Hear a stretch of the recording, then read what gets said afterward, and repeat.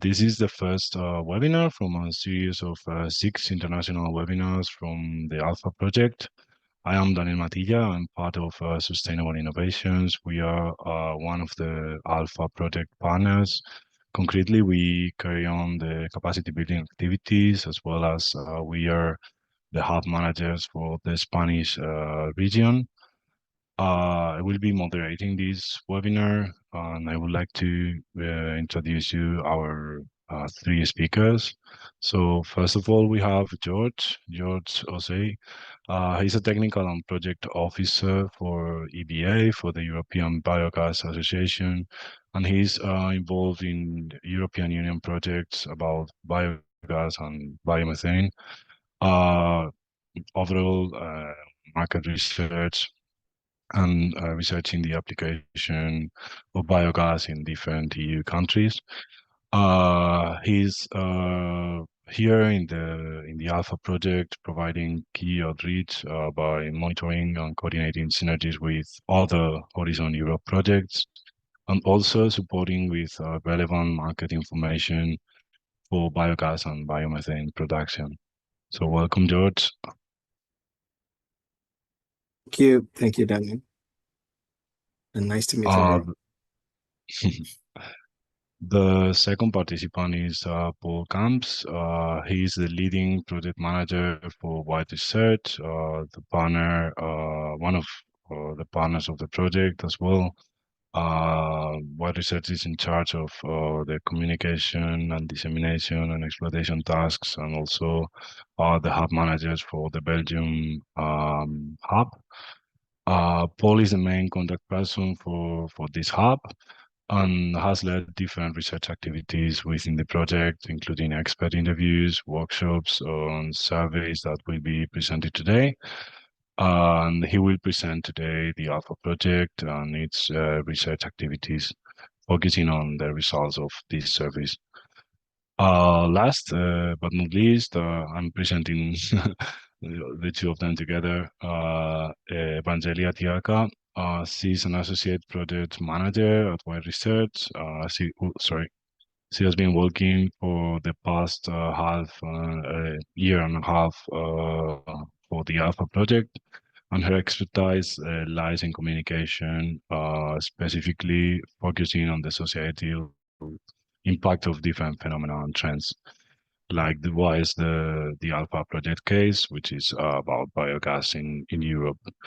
In this webinar, she will use a Mentimeter to interact with you, with the audience, and she will support all the presentations here. So welcome, Paul and Evangelia. Thank you. Good afternoon. Thank you. We'll go quickly over the agenda, and then I will give the floor to Paul, which will be the first person speaking here.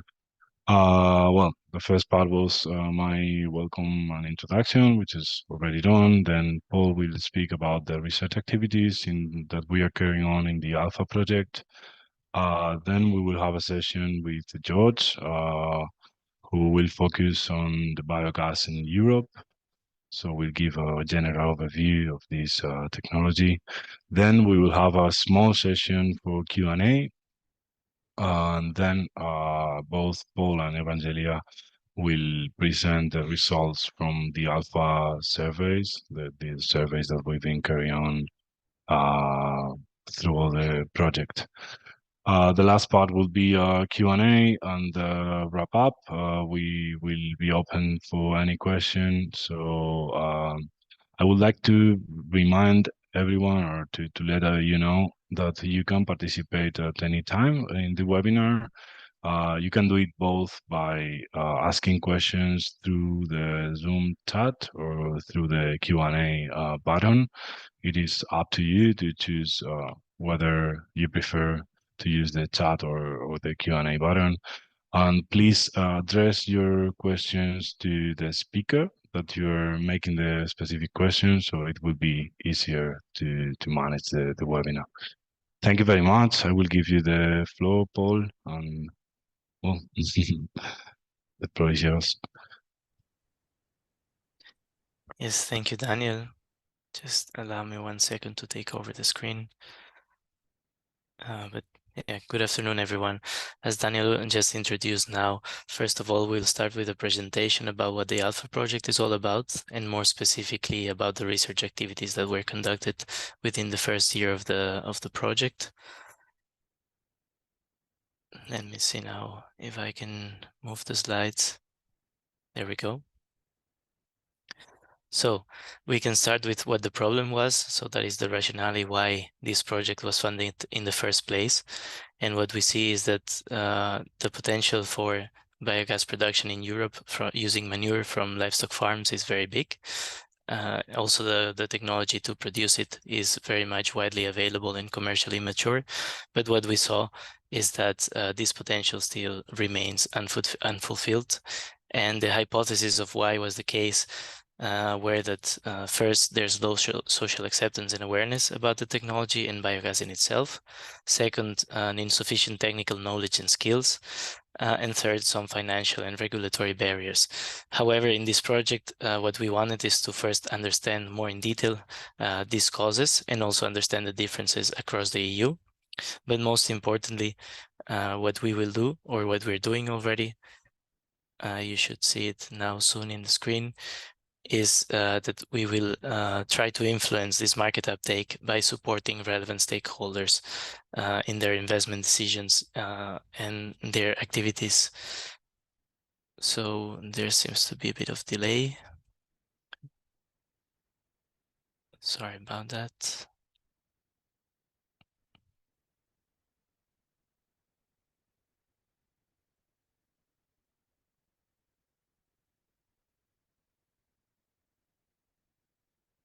Okay, there we go.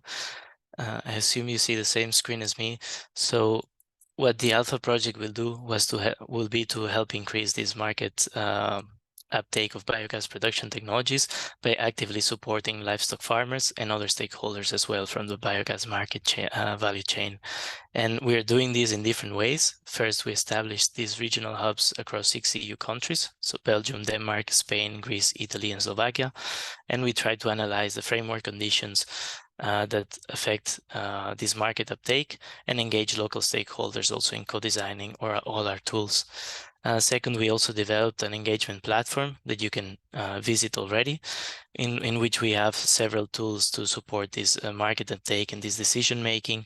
That includes a decision support tool, a forum for discussion on relevant topics about biogas in livestock farming, also an atlas with different successful cases of farms that have already implemented biogas solutions. But most importantly, we also delivered a series of support tools, that's free support services from a business kind, and also technical services that will actively support livestock farmers and other stakeholders in their decision making to uptake biogas solutions.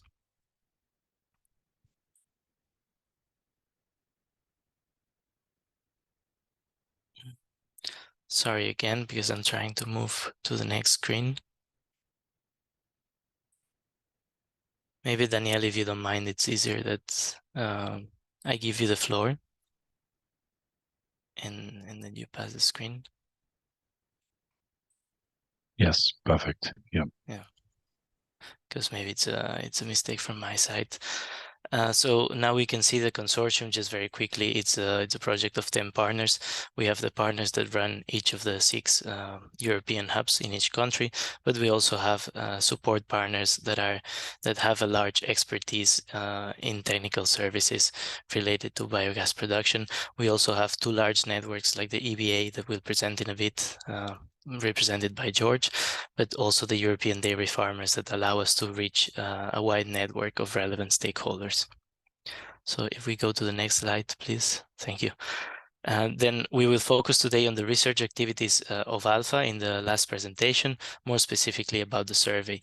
But what we did in the first year of the project is actually have a whole process in different steps to support this research. First, we started with an understanding through desk research and also interviews of the relevant framework conditions that influence the uptake of biogas in livestock farming in the different countries. And then from that understanding, we built the questionnaires for the surveys to know in more detail what these challenges for the uptake of biogas were. Then also building on that, we interviewed farmers that are case studies, successful case studies of implementing biogas in their farms. You can also visit that in our website with pictures and findings from these interviews. And then finally, with all these learnings, we also conducted co-creation workshops in every country to make sure that our services were tailored to these regional needs and regional challenges. And in the next one, thank you. If we just have some quick examples of the findings of these initial research activities. First, we tried to understand the framework conditions in Europe, and we saw that one of the challenges is an uneven framework across countries. That means different legislations, different types of schemes for support, different types of incentives. Also, the NIMBY phenomenon, not in my backyard, was identified as a common challenge across Europe. And then in the next slide, just I won't go into detail, but it's just to show an example of one of the countries, in this case Belgium, that we also analyzed. So we did a similar assessment of framework conditions for each country. What we saw in Belgium is that the market is relatively mature for micro installations in farms. However, current challenges include in Flanders, so one of the regions in the country, the permit legislation is very restrictive. Or the process, the administrative process to get a permit to build a biogas plant.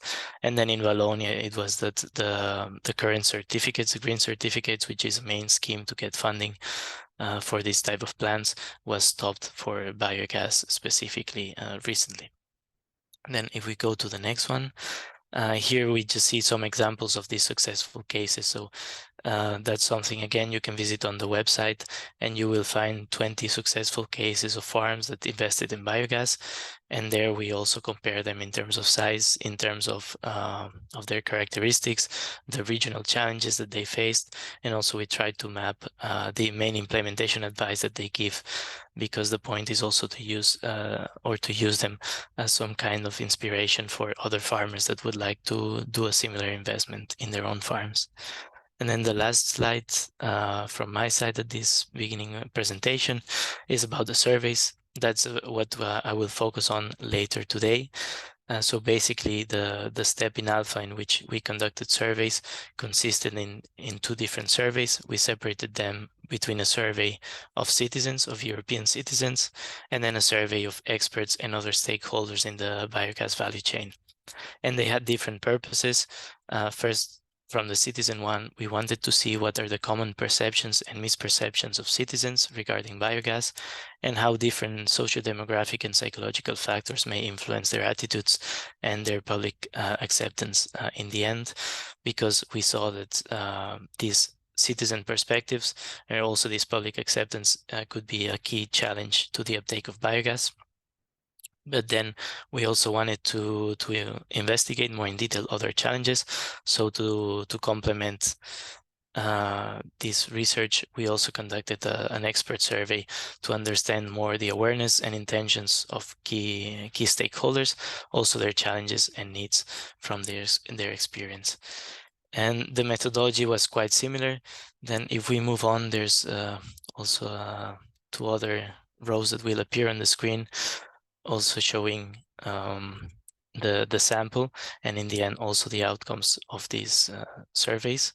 We will go more in detail at the end, but what we can say already, Daniel, sorry if you click once again. There we have just the outcome. So basically the surveys helped us get this understanding of the perceptions and the needs. So we really could understand the different factors that affect the market uptake of biogas solutions, as well as the needs that will be needed to address in order to overcome these challenges. But more on these results of these surveys later on. Now, to also give you a bit of a break from slides with a lot of text, and also more importantly to give you the context about the biogas market and the biogas production and the current status in Europe. George from EBA will give you a very nice presentation as well. So thank you already for your attention until now. Thank you, Paul. So let's see. So now I really appreciate the introduction, the clear explanation, Paul, and this it sets the tone for even the discussion that we'll be having within the next 10 minutes, you know, to see how the production is already going in Europe, what is the state, and why that's even tapping into the livestock farmers would for biogas production would be very beneficial, because we would already see that agricultural farms or feedstocks is already pushing the barriers when it comes to biogas production. So in this presentation, briefly, we're just going to look at EBA in a nutshell, just to give you a bit of a background, and then the context when it comes to energy transition, how the market is in terms of production, and what the potentials are when we are looking forward even in 2030, 2050, and then some of the externalities when it comes to biogas production. So EBA is, okay, yeah. So EBA is representing the full value chain when it comes to the biogas production and biomethane production in Europe, trying to map out. So representing some 50 national associations, cutting across 35 countries. What we're trying to do is to be able to see that we'll be able to cover up as much and to ensure the inclusion of biogas and biomethane in the energy mix in Europe.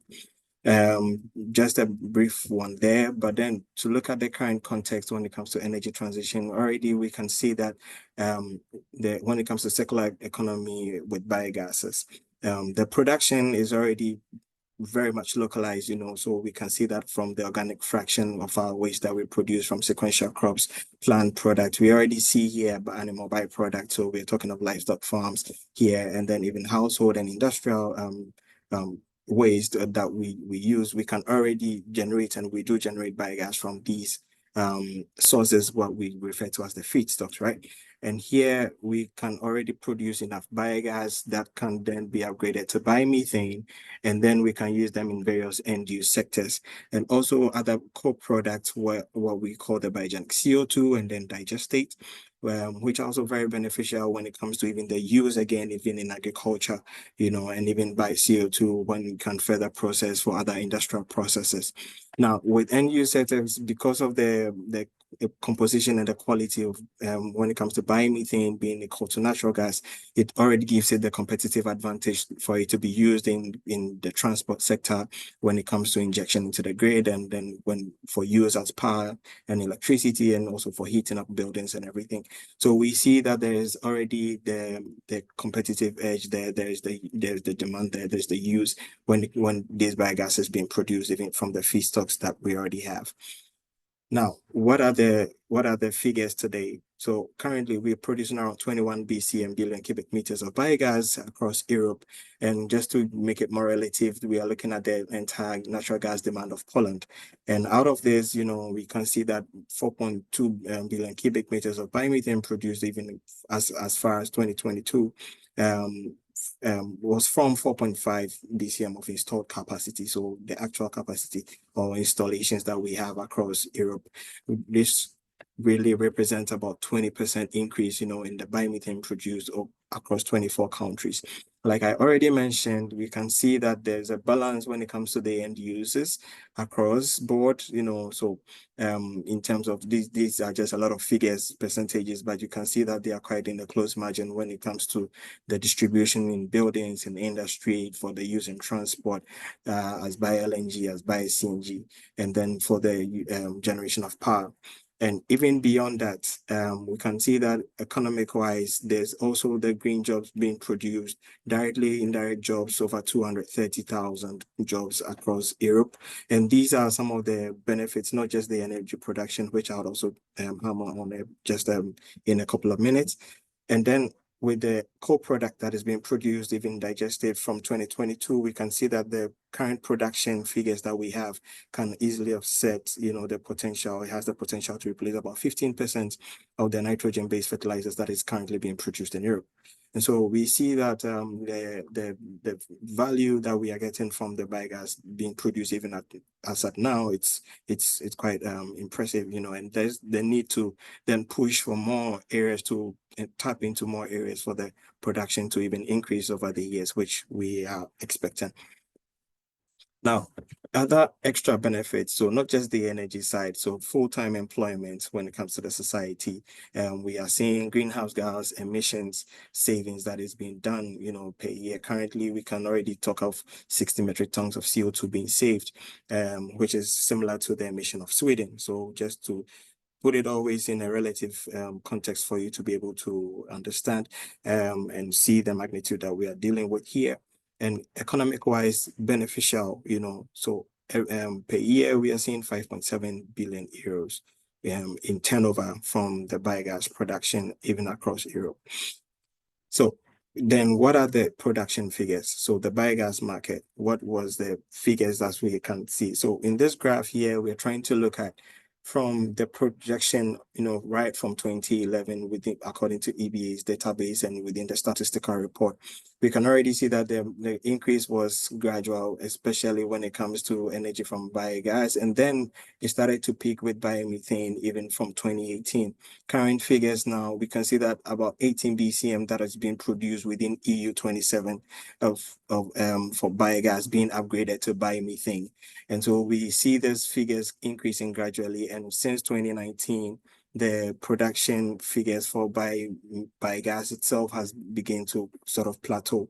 And there's more of these gases being upgraded for further use as biomethane in the end use sectors.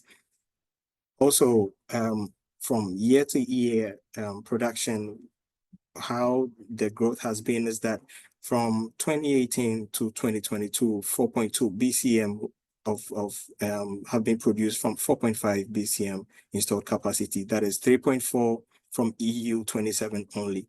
And this is double the production capacity or the production since 2018. So I am an 18% increase within this period is quite significant.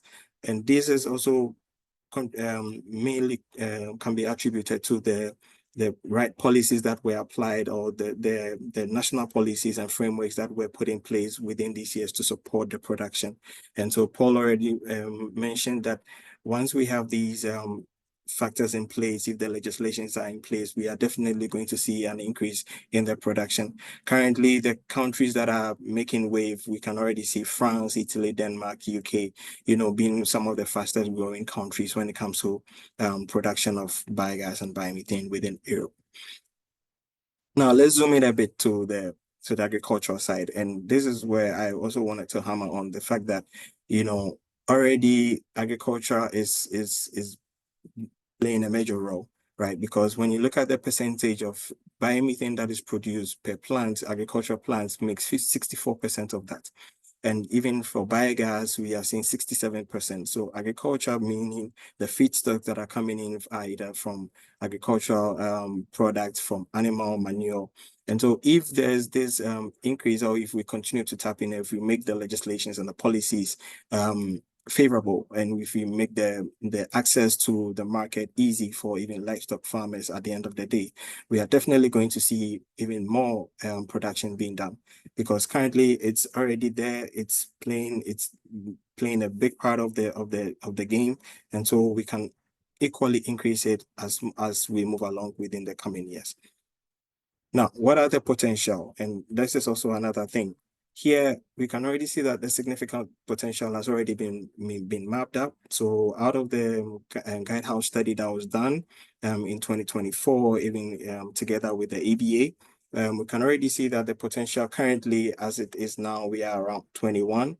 So with 4 being from biomethane, so anaerobic digestion from biomethane. And we are also looking at thermal gasification even in the coming years to also catch up. But then we can see that by 2030, 44 BCM can be produced. And even by 2050, we are seeing that we are getting to 165 BCM being produced. And if the production from biogas and biomethane is increasing, we are seeing it doubling across board. And so once there's the room for potential, there's the room for these feedstocks to be used, and there's the need for us to be able to ensure that we make use of whatever feedstock that is available. We have to make sure that we tap into any other innovative feedstock, any other areas, sectors that we can use, to be able to reach some of this potential. I mean, at the end of the day, you get to realize that it is based on the countries, specifically on the legislations and the policies that you make, that is going to affect even some of these things. But the potential is there. And so we need to really make sure that we see them through. Right. And just also to show you a bit when it comes to the feedstock itself. So sequential crops, agricultural residue, animal manure, already they play a major part when it comes to the feedstock that are coming together to make sure that this potential is being reached. We can already see here animal manure is part of the top 3, and collectively forming 82% of the total feedstocks that forms this potential that we have already seen in the previous slide. And so once we enable the livestock farmers to be able to produce even biogas on their own, and then we add everything together, we can see just this increase, in the production figures. And this is already something that is what the ALFA project is all about, to be able to give this leverage to the farmers to be able to produce even biogas and to make their farms sustainable and circular all around. Now, there just a few more slides for my presentation here. This is probably the last slide here. When we are looking at the externalities, the benefits outweighs the production cost. You might think that, so then what does it say, and how does it stand when it comes to anaerobic digestion? Well, the externality benefits broadly is similar, for both biomethane and production technology. So we are talking of anaerobic digestion and then thermal gasification. Now, the higher values for the AG results, is from the increased benefit from greenhouse gas impact. So the digested related benefit, and then the lower cost for production compared to the thermal gasification. Now, when you look at the energy security, job creation, and biogenic CO2, they dominate, with over 80% of total for both technologies in the high scenarios in the 2030 and the 2050 calculations that have been made. So this approximately corresponds to the gross domestic or the GDP for Luxembourg and Finland, even in the year 2021, respectively, when you look at it. And so it stands to say that we can already see that the benefits are there. So there's the need for, even locally and even nationally, to be able to give the leeway, to be able to support the farmers, to be able to support livestock farmers, to be able to contribute to the production of biogas and biomethane within the European sector. So if there are any questions, we'll be able to discuss them further on as we move along. But for now, this is where my presentation ends. And thank you so much for the opportunity. Thank you. Thank you very much, George. We had a planned Q&A session for now, but as we are consuming a bit of the time, I would suggest to carry on, as we are only 2 questions till this moment, and I think that one of the questions that have been made through the chat may be solved by Paul and Evangelia in their speech now. So if you agree, we will carry on with the presentations, and we will solve all the questions by the end of the session. So Paul, Evangelia, the floor is yours. I will. Yes, thank you, I Daniel. think this is perfect. Thank you very much. Perfect. Thank you, George, as well, for your presentation. I think it's very useful that now we have a clear understanding of the situation in Europe about biogas and biomethane production, also about the benefits of biogas, and also very importantly about this potential for production in the upcoming years. It was very clear that we're still far away from this potential, so it's very relevant for the project itself, but for this presentation also, to try to understand what are the barriers, what are the challenges, but also the needs that affect the realization of this potential. So that's what we will present now about the results of these surveys from ALFA. So Daniel, please, if you can move off to the next one. That was just a wrap up in case it was necessary to say that we performed these 2 surveys. And now I will just go to the findings and the characteristics of each of these 2 surveys at a time. Indeed, so we start from the citizen survey. So what was the aim of this survey was first to focus on the EU citizens, as their public attitudes, so the attitudes of the public are very relevant to determine the public acceptance of the installation of biogas plants. And that, of course, can influence any citizen resistance, but it can also influence policymakers in determining their policies or their subsidy schemes and so on. So an important challenge to focus on is this public acceptance. So we wanted to identify first what is the current knowledge, views and awareness levels of EU citizens regarding biogas and biomethane, specifically when it's made out of manure. Also to understand some common misperceptions and attitudes towards the use of manure to produce biogas, and also study how different factors influence this person's attitudes and therefore ultimately influence this social acceptance of biogas in livestock farming. And more specifically, the factors we looked at were socio-demographic variables, psychological factors, moral values, and awareness and familiarity levels as well. So now we can go very quickly over the methodology. Basically, we structured a questionnaire based on relevant literature on the topic, but also about psychological factors and how psychological factors affect also the uptake of renewable energies. Based on these previous studies, we created this questionnaire, which was distributed via a paid crowdsourcing platform to adults residing in the EU. In the end, we got almost 3,000 valid and complete responses, and this was conducted a bit over 1 year ago. Then for the data analysis, we used common statistical methods such as linear regression. And just for timing, I'll go straight into the results of this survey now. We can start from the views and the attitudes of EU citizens on average. What we saw is that they're quite positive about the benefits of biogas. So it's understood that as a renewable source of energy, it can have a positive impact in general. However, there were a sizable minority, between 1/2 and 1/3 of the participants, that for each of the following concerns, they said, or they had an opinion that this was a concern for them. It's not the same pool of participants or respondents that shared these concerns on every theme, but on each of these themes, there was about 1/3 to 1/2 of people who showed some concern. So first, they were concerned about the potential health impact on people living near the biogas plants. Second, on the safety of biogas production technology. Third, on the potential smells or additional smells from treating this manure. And fourth, on the devaluation of property values around a plant. So as we saw from the literature and also from the expertise of the people we consulted, some of these perceptions were actually misperceptions according to reality. But yeah, the next slide was already okay, thank you. So then we looked at the knowledge and awareness of these same respondents. What we saw is that their average level of familiarity with biogas production as rated by themselves was below 4, so quite low. We also saw that only 43% of our respondents could answer correctly 3 basic questions that we posed to them in terms of what biogas is, what types of feedstocks are used to produce it, and the uses of biogas. This is again quite low because the questions were really basic. But what we saw already that was interesting was a clear correlation between people that were more familiar and more knowledgeable about the topic, having a more positive attitude towards biogas, and this was reflected on their willingness to support the adoption of biogas, so to use it.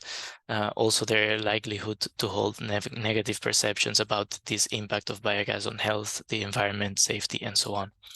And finally, we can have an initial conclusion that to some extent, these misperceptions come up from a lack of awareness and familiarity. So this is a challenge that we will try to answer in the ALFA project through awareness raising campaigns.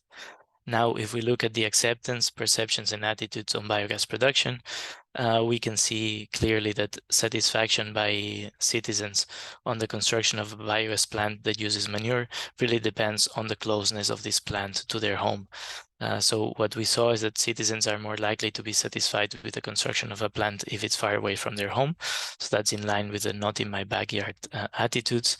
So a minority would be satisfied with a plant that's very close, within 500 meters to their home, while a majority would tolerate a plant that's farther away in their municipality or in their province. Another way that this was reflected is that some said it would require compensation to be satisfied with this plant being construction next to their home, but a third of them would even reject a 10% discount on their electricity bill to even be satisfied by such a plant being constructed. So what we'll see next is other types of variables that may influence this uptake of biogas production in European livestock farms by affecting these personal attitudes and ultimately public acceptance. So what we saw from socioeconomic factors is that they're not such a strong predictor, statistically speaking, of these attitudes in the public. First, age and gender were not found to be statistically significant in any of the studied attitudes. Education was a significant predictor only in the perceptions about health, odor, and safety, but not all of them. And the relationship that we saw, it was that higher levels of formal education saw biogas production as a more concerning issue, showing that education is not necessarily tied with knowledge on the specific topic. Then from income, again, it was a positive predictor, but about the safety and the environmental impact of biogas technology. In this sense, people with lower income levels showed higher concerns. But then the next set of variables that we looked at were the trust levels. So that means how much trust the people exhibited in farmers and authorities in being able to deploy these biogas solutions in a positive way.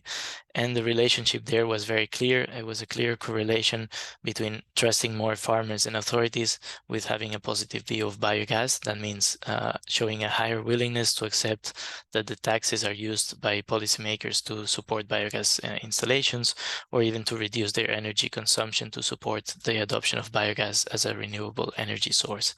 And then also they would exhibit less concerns about potential negative health or safety impacts from this biogas production in farms.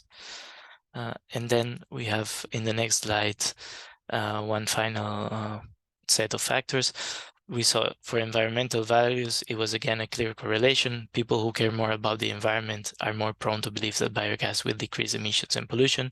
However, on the other side, quite a contrary effect is that they're also more likely to be concerned about safety of biogas technology. Then finally, another important psychological factor is the personal tendency to feel disgust in a certain situation that involves animals. And that was clearly associated with a lower social acceptance of biogas systems that use manure.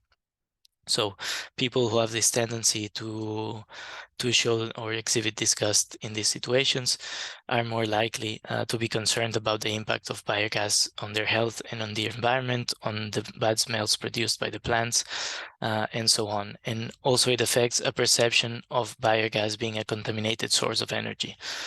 Interestingly, however, this was not related to people feeling that other renewable energy sources were also contaminated. On the contrary, solar and wind energy were perceived as being natural.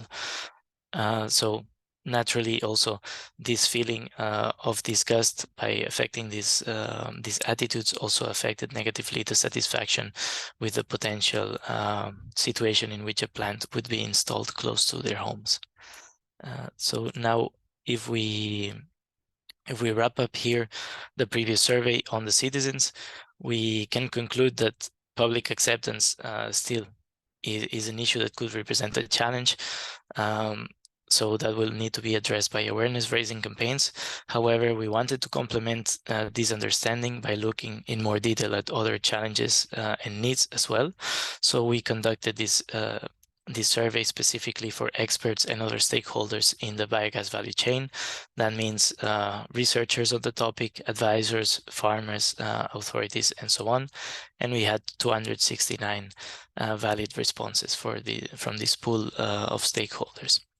So the point here was to identify the factors that facilitate or hinder adoption of biogas beyond public acceptance, the main support needs, mainly of livestock farmers, but also identify differences across EU countries, focusing on our 6 regional hubs. So if we move to the next slide, I'll just quickly mention the methodology for this survey. Again, we made a structured questionnaire based on literature review. But at this point, what we wanted to make sure is that the questionnaire that we presented to respondents was comprehensive. So it was not about open-ended questions, but we asked them to select what specific barriers were an issue in their country or their region. And for that, we made a literature review of previous studies that identified potential barriers, and we classified that in 4 themes between economic barriers, environmental ones, institutional ones, and technical ones as well, with specific barriers in each theme. Then we used all our partners' networks to reach all these experts, and this was done a little bit over 1 year ago. Then we can move to the next slide. Again, there's a lot of text on the slides, but we will share them with you after this event. Also, this is being recorded, so if you want more information, you can find it there. But what you see now on the screen is a few questions for yourself, because we also want to know your thoughts about it. We want to know today, 1 year later, and also from your regions, wherever you come from, what is the perspective from there, also to make this session a bit interactive. So we prepared 4 questions for you as attendees regarding, first, what challenges or needs are particular to your region. Then you can also tell us about what you think European policy should focus on in the next 3 years and also in the longer term, and then how policymakers can overcome these barriers. And then we will incorporate this input. We will share it with you after the session, but also at the end of today, if we have time, we can also go over your input quickly and compare to the findings we had. So you can answer these during my presentation in the next slides. So also you may get inspiration of our results from the survey, but you can start already answering now as you please. And now my colleague Evangelia will quickly explain you the tool that we will use for this survey and how it will work. Hello from me. So you have to scan the QR code. You can see in the screen. Will be redirected in another in a browser in order to start a short survey, which is self-paced, which means that you can go back and forward by your own pace. So probably you can just reflect on what you have already thought or what you already know.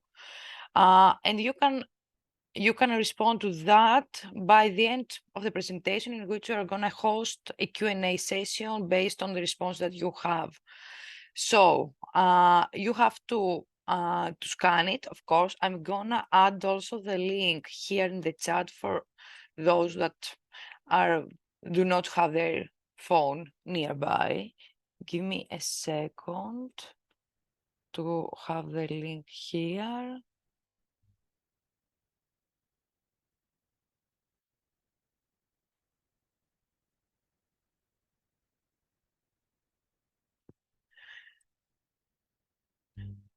Here you are. Also, don't forget to,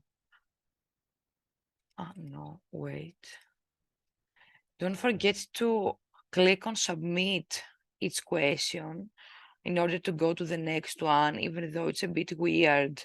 It's not like the final submission of the whole survey. So, and also, since we make it more flexible in order to provide us with more answers than one, probably you can click next question in order to go to the next one, because I think there is not a submit button on those questions. I think it's the second and the third. So please start responding to our Mentimeter. And if you have any questions, don't hesitate to write them down on the chat. So the floor is back to you, Paul. Thank you very much, Evangelia. So indeed, now with this intermission, we also give the opportunity to all of you to give some input, and you can answer while I move on with the results of our own survey, which again will be about the challenges or needs that we found across our countries. So first, we will start with the awareness levels of this expert survey. It was not surprising, of course, that the experts had much higher awareness levels than the European citizens, but still interesting it was to see that livestock farmers on average had a much higher level of familiarity, almost 8 out of 10. So they were quite familiar with the biogas production technology. Still, that doesn't mean that they didn't see or they didn't need still some awareness or some capacity building.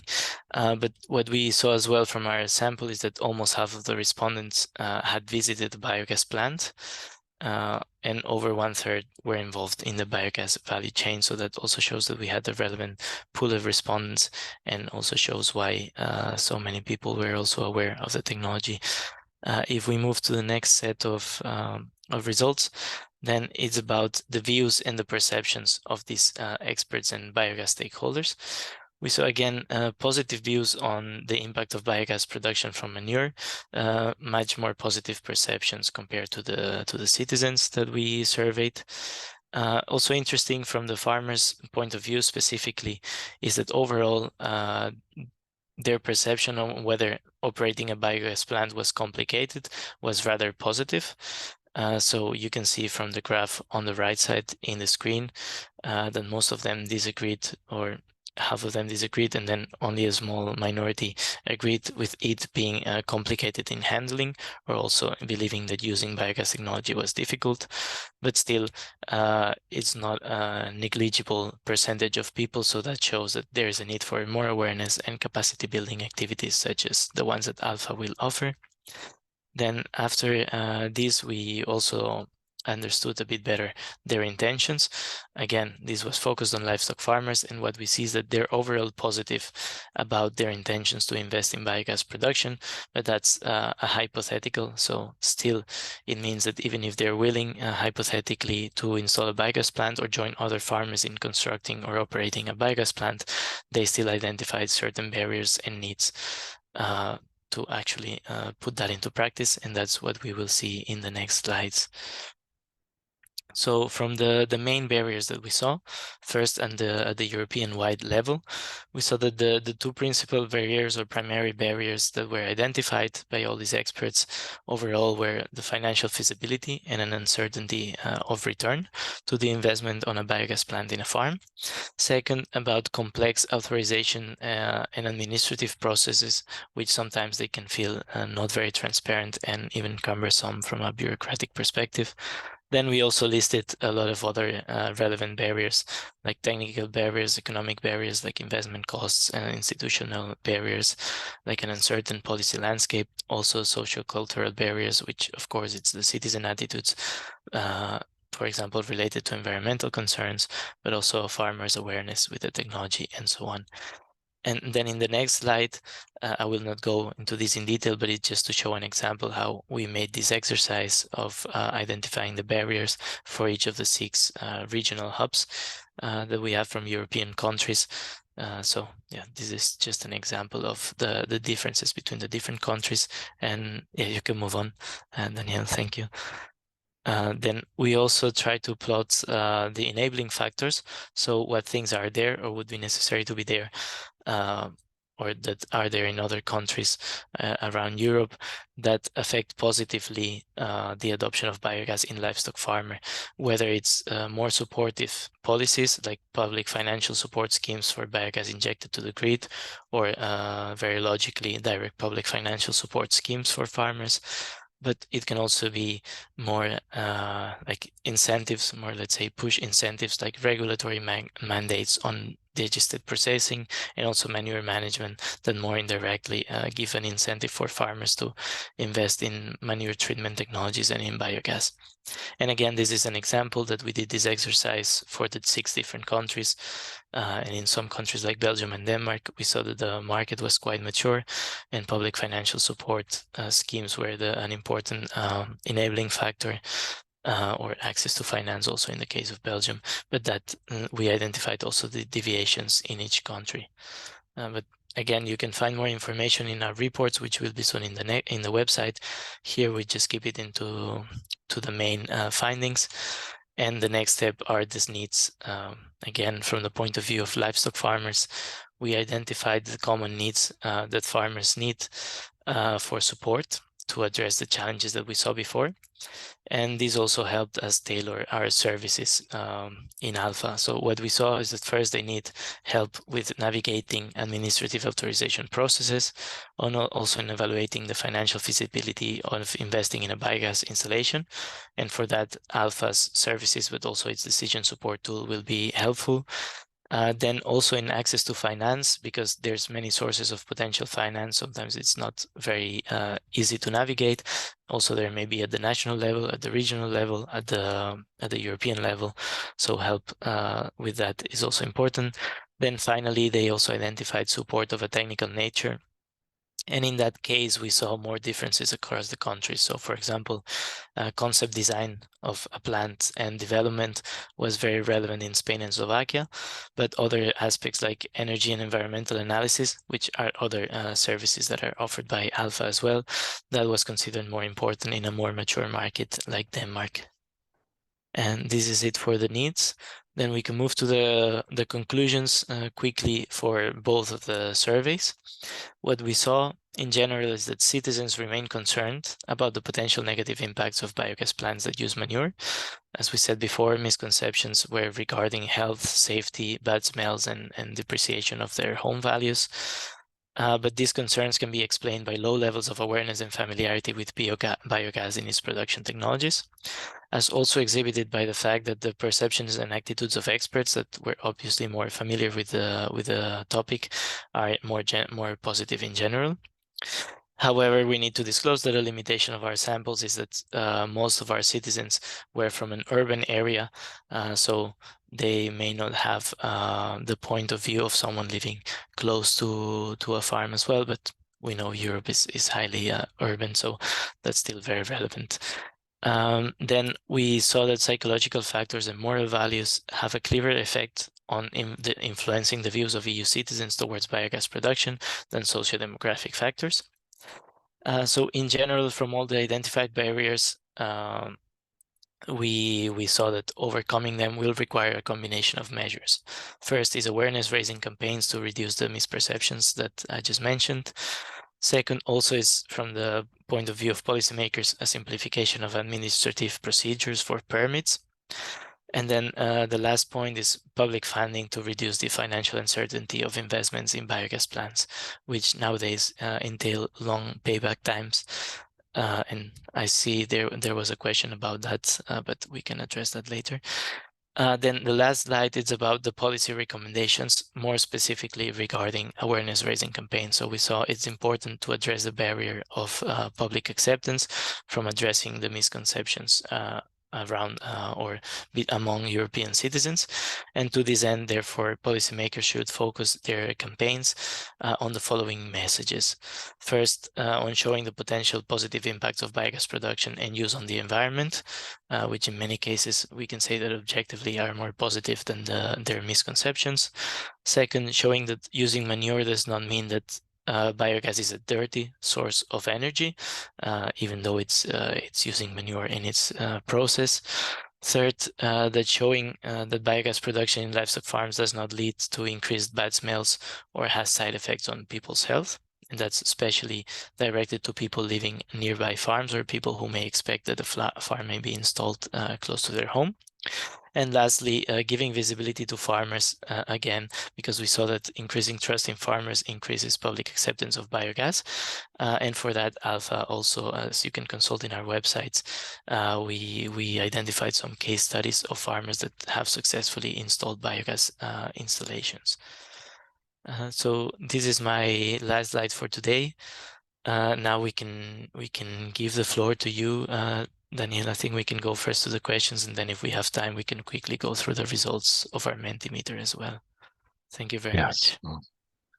Thank you very much, Paul. Thank you very much, George and Evangelia as well. Well, we do have a couple of questions. I think one is addressed to Paul, and the second one is addressed to George. I encourage the participants to ask any question that you might have.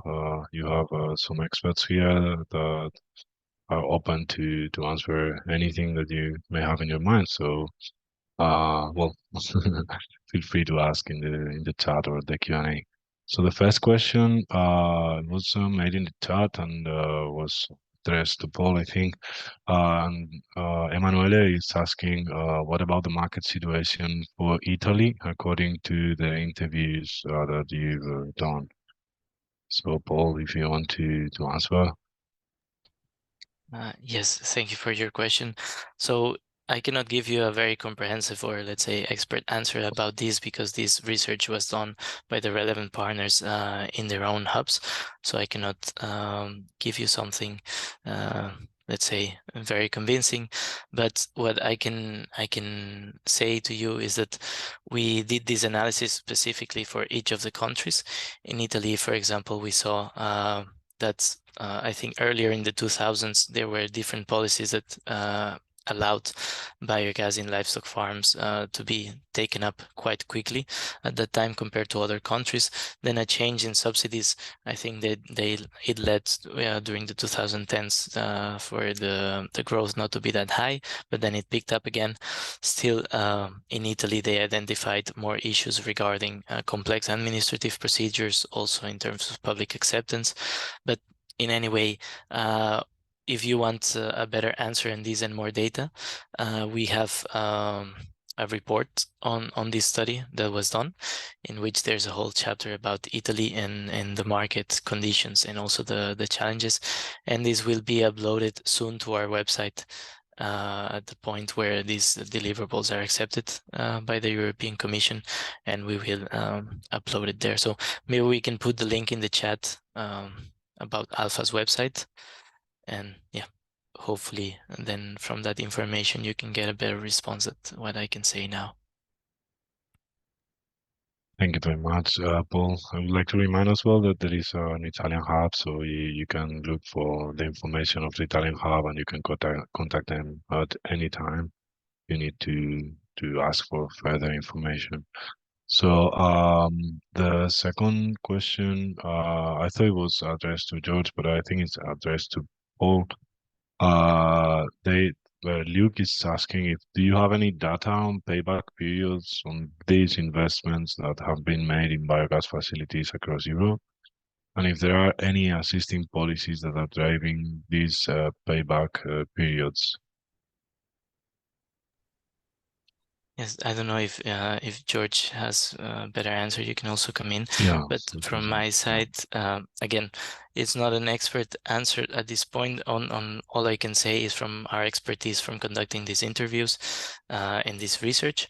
What we saw, of course, is that the size of the plants and therefore the size of the investments, but also the access to public funding and into finance from private investors differs a lot between the countries. So, for example, in Belgium, that we focused on as the leaders of the Belgian hub, most installations are at the individual farm level with people who may have 80 to 100 cows, and then they show payback times of around 7-10 years, but that's for micro installations. Then in other countries like Denmark, biogas plants are in general much larger, so the investments may be above the €1,000,000. So I don't know if the biogas, so if the return on the biogas and therefore the return on the investment and the payback period is much different, but I would assume that it differs also in the type of investment. But George, I see you're muted, Yeah. so you'll probably improve my answer. No, I mean, I was just saying that you've rightly answered everything. So it's based on the national legislations that will be, and then different situations happens. So in certain cases, you have the farmers getting national support, so for they are getting operational investment to build the plants, so support schemes, and there's something we also look at to see the support schemes that happens in different countries. And so once these are there, they get this ability to then do the installation. Some then also tend to form associations, like a coalition to come together, then build one big plant, and then they get it. But with regards to data, as to the payback periods and everything, for now I don't know, but then I'll be able to check this and maybe get back to you with more information. But I think with what Paul already mentioned, it clearly answers everything on that side. Yeah. Thank you very much, to both of you. There is another question that I think I can launch down. Then, George, maybe you can answer it. Christian is asking if it is possible to produce biogas only with dairy farm manures, or you need to feed them like the cows. Well, I think so. The second part of the question makes it a bit tricky for me because Yeah. I'm not really like a farmer. So, but I think it should be. I mean, if you have enough feedstocks, you should be able to produce. But mostly, what we find is, and this is even from a plant vision that I had. Even I got the opportunity to see in Estonia, where they try to do a bit of co-digestion. So most of the time with the manure, and then they get also other food waste, and then they try to do co-digestion.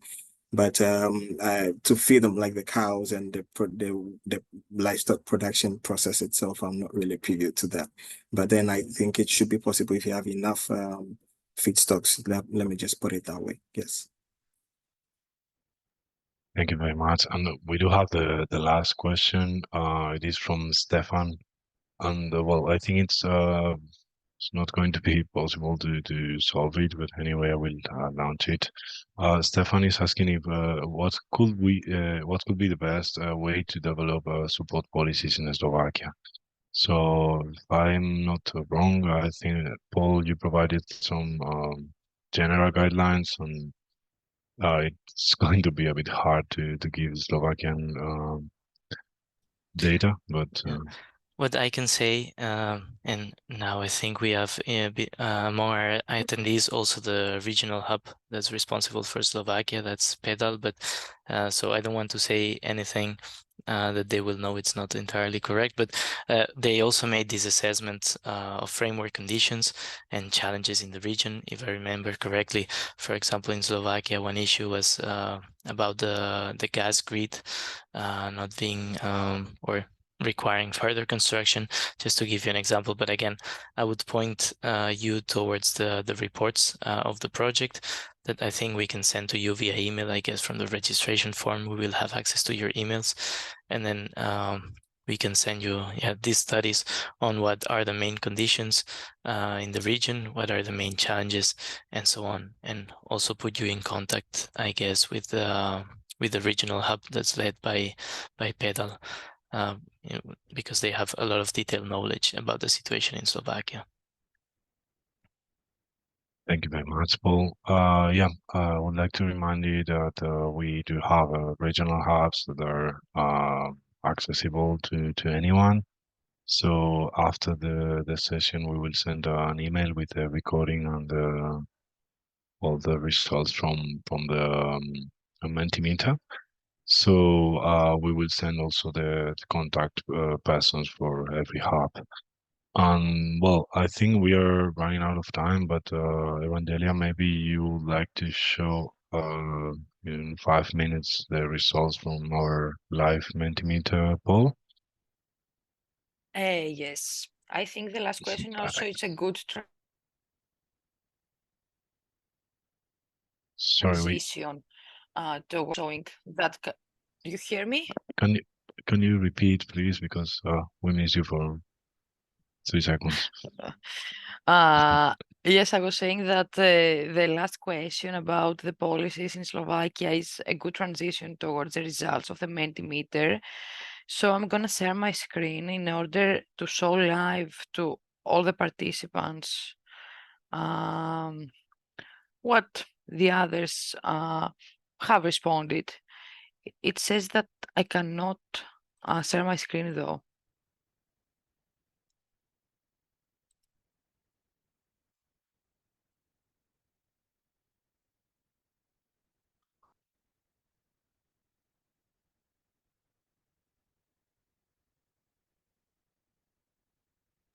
Can you try now? Yes, I Maybe. think I think it's better now. Wait, yes. Okay, perfect. Okay, do you see it? Yes. Okay. Do you see the presentation in full screen? Yes, perfect. Okay, great.